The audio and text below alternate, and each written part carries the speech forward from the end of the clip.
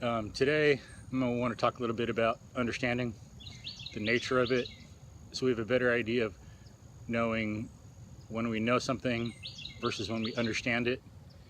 We can say, like, use the concept knowing in a broad sense, but we might use it to differentiate knowing from understanding.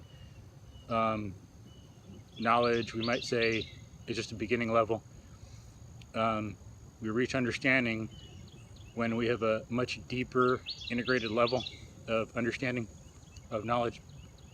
So when we understand something, we know what the essence of the thing is. We have traced it conceptually back through knowledge to the evidence of the senses, what we see, hear, feel, taste, and we've integrated it into relevant context. It doesn't necessarily have to be integrated into all we know, because would probably be pretty much impossible for us in our lifetimes, but we need to connect it to things that are causally related and relevant. So to go through those in a little detail, we need to know the essence of something, and that'll be discussed in more detail in some other videos. But when we know the essence of something, we know what's fundamental about it. We can look at all these different characteristics and we can dig down to what's the most important thing, what explains the most, what causes the most. To be objective and to connect it to reality, we shouldn't just think the fundamental is whatever we like. We should think about what causes the most, what explains the most, what causes it in the world. Now, to take a simple example, because this is one everyone's familiar with in all periods of time, through all history. We can all figure this out, once people identified and worked on the concepts of mind and reason. But, at this point in history and further on, as long as that knowledge is maintained, we know that human beings have all kinds of different characteristics.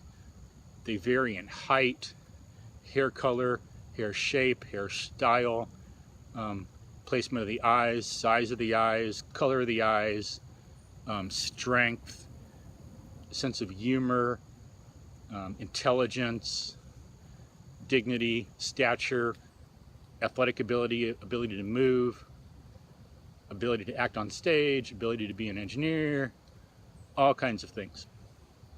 But if we think about what causes most of those, what explains most of those behaviors and characteristics, if we think about this in a biological and evolutionary perspective and context as well as social and historical, we see that reason explains the most things.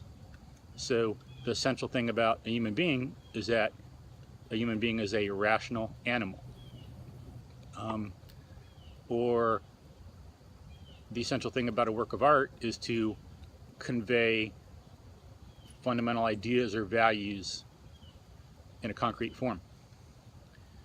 Or the essence of math is to measure things quantitatively for us. So there are some examples. The essence of friendship is sharing values and time with someone of like mind and like values. So we need to essentialize. Then we need to relate something back to the evidence of the senses. And so understanding would then be not just learning something, someone tells it to you, so you think you know it, or you can do a lot with it, you think that's enough, so water drop. So you think you understand, or you can do well on a test or get an A in class. That's not a basis for judging understanding. To judge understanding, number two is to be able to relate something back to the evidence of the senses, which means everyone needs to do it on their own. We're all independent thinkers, self-sovereign. you know, every human being who's ever been and ever will be, all through time, all cultures, all continents, all races, all genders and sexes. You know, we all are independent, have free will, and are self-sovereign. So we should, each on our own, relate something back to the evidence of the senses so we understand and so we can act on that. Now clearly time is finite and limited. We can only do so much in life, so you only want to do, you know, pick out certain concepts to do that with. There's some things that both a hairstylist and an engineer will want to trace back, certain things about human rights, freedom, reason, but there'll be other things that they are interested in, and like a hairstylist will want to understand certain concepts different than some that an engineer will want to understand. And of course, depends on the engineering too, like chemical engineer versus petroleum engineer versus mechanical engineer. There's different things that they need to understand for what they do to turn out a good product, to be just to people they're working with, to be proud of their work. So we've got knowing the essence of something, tracing it back to the evidence of the senses. Now, for example, if we trace something back to the evidence of the senses, we might take friendship, and you know, it's a certain type of relationship. We want examples of that, and then we might think about how we develop that through our lives, or how someone might figure that out logically, you know, not psychologically or in some other way, but we want to understand it logically, go through the logical steps. So we'd have to trace back through knowing what friendships are, to some of the mistakes you made when you're younger, acquaintance versus friend, you know, thinking someone's a friend and finding out they're really not, maybe like in high school and all that, junior high school. When you're younger, you had play friends, someone who you'd play with, but who wasn't really a friend. They didn't really have the same values, although you could, as a young kid, go out and run around or play baseball or push trucks around or play dolls with or whatever. But if you go beyond that, we learned how some people could be good for us and some not so good for us. And before that, before we were ready to understand friendship, we'd understand the good and the bad in general. You know, what provides benefits to us, what's harmful to us or injurious, even with things like foods we don't like, how some things in the world make us comfortable, as when we're sleeping in a bed. Some things hurt us. You know, we can't evaluate some people as good or that we like in preference to others unless we first see that we have preferences and that there's good and bad. You know, we learn to prefer some foods and ice creams and places, and we have to see that, you know, people can prefer different things and it's still okay. So there's an example of tracing a concept back to the evidence of the senses, basic, simple things in the world and how we respond to them, and kind of feelings, emotions in that regard. Now, okay, so again, we got essentializing and reducing to the evidence of the senses. Now we want to relate something to context. So with friendship, as we get older, we want to relate that to lifestyle. That's a relevant context. Maybe we'd like to have someone as a friend, but they love the city, we're in the 1800s, and we love exploring, so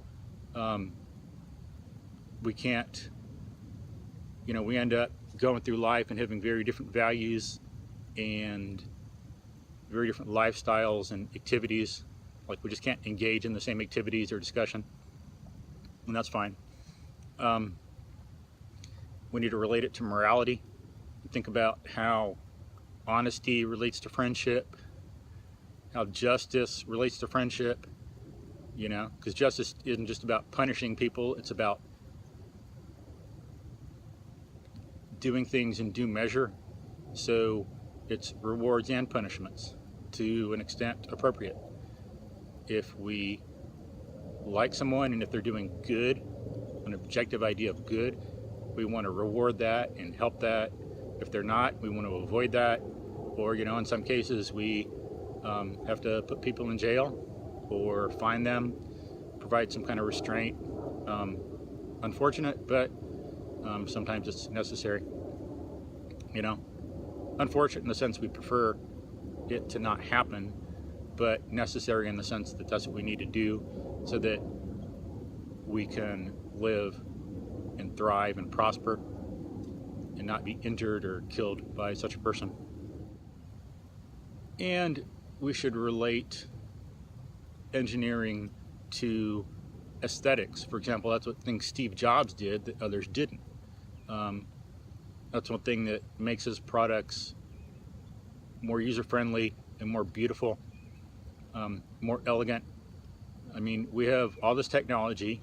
Why make something for a consumer product that maybe does a job but is ugly, or we don't really care about it, when we can easily put that effort in and make something we're more proud of? You know, you look into Steve Jobs and Apple and you find that when they first started, people would sign their name on the motherboard even though no one or very few would ever see it. They did it because they had pride in the work. They did something as beautiful and as elegantly as they could, and so they wanted to put their mark on it, show their pride in it, that it's something good and worthwhile if anybody found it. So we should relate engineering to aesthetics. We should relate it to the values of human life. Build a bridge that will be aesthetically pleasing and that will function well for its purpose. As another example, education should be related to the requirements of human survival, to history, to psychology. So we better understand what to do. You know, we don't really understand education if all we've done is been through school. To really understand it, we need to know the role that it plays in human life and how it's different than training, or how it's something we need whereas animals don't. It's not merely a luxury for us, but it's a necessity. We need some kind of education to learn how to use our minds, to learn how to use reason and logic, because they're not automatic. Education we should relate to, as I say, history. We need to relate it to philosophy.